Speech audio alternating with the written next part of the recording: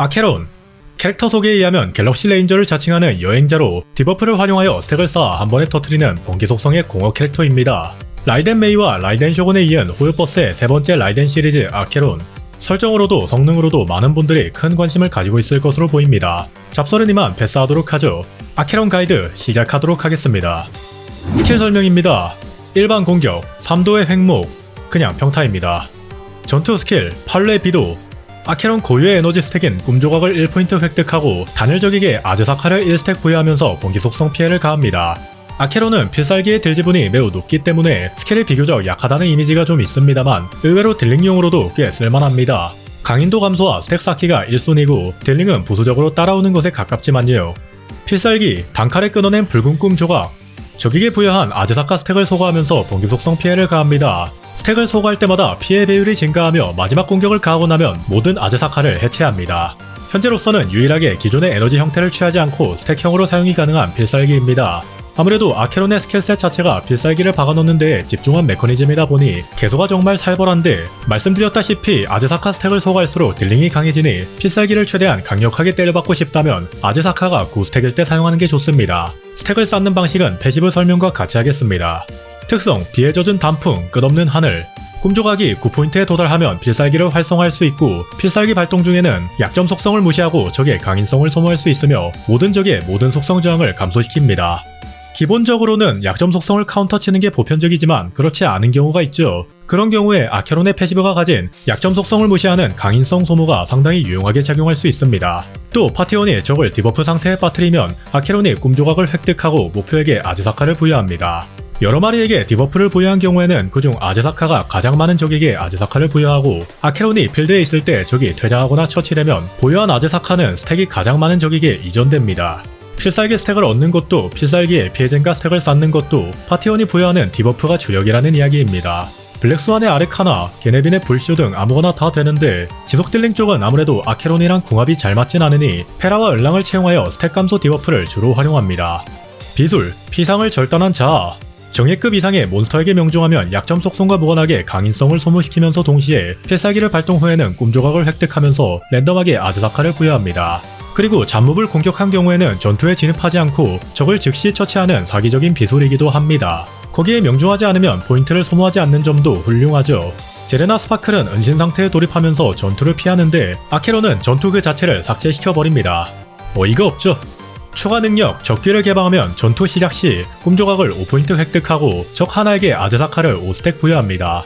꿈조각이 최대치에 도달하면 1포인트 추가될 때마다 비상을 절단한 자아를 1스택 획득하고 3스택까지 중첩됩니다. 첫 필살기를 빠르게 발동할 수 있도록 도와주고, 혹여나 필살기 스택이 꽉 찬 상태에서 바로 필살기를 발동하기 애매한 상태일 때 일단 스택을 보존해주는 역할을 합니다. 비상을 절단한 자아 스택은 필살기를 발동한 후 꿈조각 스택으로 전환되죠. 추가 능력, 나락을 개방하면 아군 파티에 아케론을 제외한 공허 캐릭터가 존재 시 한 명이면 아케론이 가하는 피해가 115%, 두 명이면 160%가 됩니다. 이게 아케론 특유의 메커니즘을 제외하고서라도 파티 조합이 경직되는 주요 원인이라고 할 수 있습니다. 운명의 자리를 개방하면 어느 정도 나아질 수 있으나 기본적으로는 공허 3명을 넣는 디버프 떡칠 파티로 운영합니다. 추가 능력, 뇌심을 개방하면 필살기로 아즈사카를 보유한 적을 명중 시 피해가 30% 증가합니다. 최대 중첩수는 3스택이며 지속시간은 3턴입니다.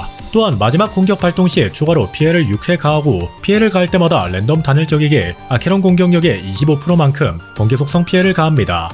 높은 피해 증가 버프를 제공받을 수 있고 필살기 피해로 간주되는 추가타 효과까지 생겨납니다. 공격력의 25%라는 자잘한 개수이지만 이 또한 패시브의 영향을 받기 때문에 약점 카운터 없이 적의 강인도를 깎는 데에 아주 유용하게 활용할 수 있습니다. 승급과 행적입니다. 승급 재료는 조형자의 번개 지팡이와 꿈제조 모터입니다. 행적 순서는 필살기, 특성, 스킬 순으로 올려주시면 됩니다. 평타는 거의 사용하지 않기 때문에 굳이 올리지 않아도 괜찮습니다. 필살기의 딜 지분이 매우 높으니 단연스럽게도 1순위이고, 외에는 특성과 스킬 순서가 조금 애매한데 속성 저항 감소로 필살기들을 올릴 수 있는 특성의 우선도가 더 높다고 판단했습니다. 행적 재료는 별을 갉아먹고 재앙을 낳는 구악과 천공을 불태우는 마귀, 꿈제조 모터입니다. 광추입니다. 흘러가는 강가를 따라. 아케론은 디버프 부여 능력이 없어서 스킬을 사용하는 것 외에는 본인이 스택을 쌓을 방도가 전혀 없는데, 이 전용 광추가 부여하는 포영이 그 역할을 합니다. 그리고 전광이 제공하는 치명타 피해와 피해 증가 효과가 상당히 강력하기 때문에 여러모로 전광의 유무 차이가 크다고 말할 수 있습니다. 밤인사와 잠든 얼굴. 디버프를 가진 적에게 가는 피해가 증가하는 4성 광추로 아케론은 이 광추가 가진 조건이 아니어도 파티원이 디버프를 열심히 부여하는 걸로 스택을 쌓는 딜러이기에 나름 괜찮은 궁합을 가지고 있습니다. 땀방울처럼 빛나는 결심. 딜링과는 딱히 관련이 없는 광추이고 보통 아케론과 같이 활용되는 페라나 을랑한테 주는 게 보통이라 굳이 채용할 이유는 딱히 없는 것 같습니다만 영 쓸 게 없다면 이거라도 라는 느낌입니다. 전용 광추와 비교할 바는 아니겠지만 마찬가지로 본인이 직접 디버프를 부여할 수 있게 되는 건 동일한 점이군요. 말고는 웰트의 전광인 3개의 이름으로 카프카의 전광인 필요한 건 기다림뿐, 을랑의 전광인 계속 내리는 비가 있겠습니다. 셋 다 궁합이 잘 맞거나 한 건 아니지만 꽤 쓸만하게 활용할 수 있는 친구들이죠. 유물입니다. 사수에 잠수한 선구자를 채용합니다. 치명타 확률을 제공하면서 동시에 조건부로 피해 증가와 치명타 피해를 제공해주는 유물입니다. 아케론의 전용이라고 봐도 무방한 효과죠. 장신구는 공격력과 치확을 제공하는 이즈모나 치확과 궁극기 피해 증가를 제공하는 살소토를 채용합니다. 이즈모가 종결 장신구로 불리기는 하지만 파밍해둔 살소토가 있다면 그걸 사용하는 것도 나쁘지 않습니다. 치확 갑옷의 속도 신발, 번속피 구체, 공포 매듭이 추천됩니다. 구체는 공포와 번속피 중에서 부옵션이 잘 뜬 걸로 채용하시면 되고 부옵션은 치명타 옵션과 공포, 속도만 챙겨주시면 되겠습니다. 치확과 치피는 되도록 1대2 비율에 근접하게 맞춰주시고 권장 스펙은 치확 60에 치피 120, 속도 134입니다. 성원입니다. 1돌, 정막의 하늘, 진원의 시작. 디버프 효과를 보유한 적에게 피해를 가할 시 치명타 확률이 18% 증가합니다. 심플하죠? 이 효과를 활용하면 치확과 치피 1대2 비율은 깨지고 치명타 피해를 더 높게 챙기는 것이 가능합니다. 2돌, 고요한 4명, 잠잠해진 폭풍.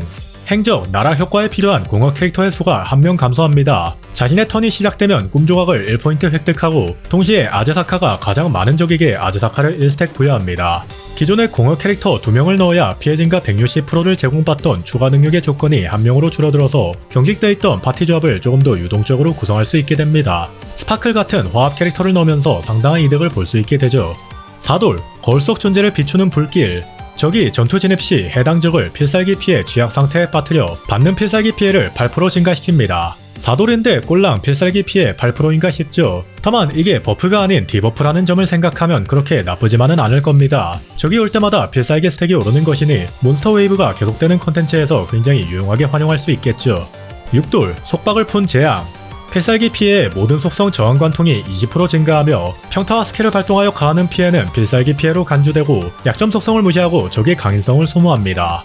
속성 저항 관통도 파격적이지만 필살기뿐만 아니라 스킬로도 약점 카운터 없이 적의 강인도를 깎을 수 있게 되는 것이 참으로 매력적입니다. 스타레일의 특성상 약점 카운터가 참으로 중요한데 아케론 6돌은 상성에 관계없이 강인도를 깎을 수 있고 또 속성 저항 관통까지 가지고 있기 때문에 약점 카운터를 치면 좋지만 없어도 그만인 정도가 됩니다.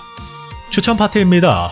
보편적으로는 2공원을 넣은 을랑 페라 조합이 사용됩니다. 특히나 을랑은 스킬로 약점 부여, 필살기로 방어력 감소, 평타로 랜덤 디버프까지 부여하는 훌륭한 디버퍼이기 때문에 아케론과 궁합이 상당히 좋습니다.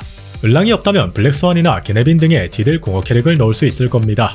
명함은 그렇고 2돌 이상이 되면 필요한 공허 캐릭이 하나 줄어들면서 화합 캐릭을 넣을 수 있습니다. 아까 언급했던 스파클이 될 수도 있고 혹은 완매가 될 수도 있죠. 스파클은 아케론의 행동 게이지를 늘려 스킬을 자주 쓰게 만들면서 스택을 쌓게 하고 이 경우에 막대한 스킬 포인트가 필요하지만 스파클의 궁극기는 그것을 커버합니다. 완매는 강인도를 잘 깎는 아케론의 특성상 약점 격파 버프를 야무지게 활용할 수 있고요. 그런 궁합 이전에 화합 캐릭터를 넣음으로써 얻게 되는 딜적 상승이 제일 매력적이라고 생각합니다. 네 번째 자리에는 부연을 넣고 있으나 디버프를 부여하는 4성 풍요 캐릭인 갤러거를 넣거나 다른 풍요, 보존 캐릭을 넣으셔도 문제는 없습니다. 지금까지 아케론 가이드였습니다. 부족하거나 잘못된 정보가 있다면 댓글 피드백 부탁드립니다.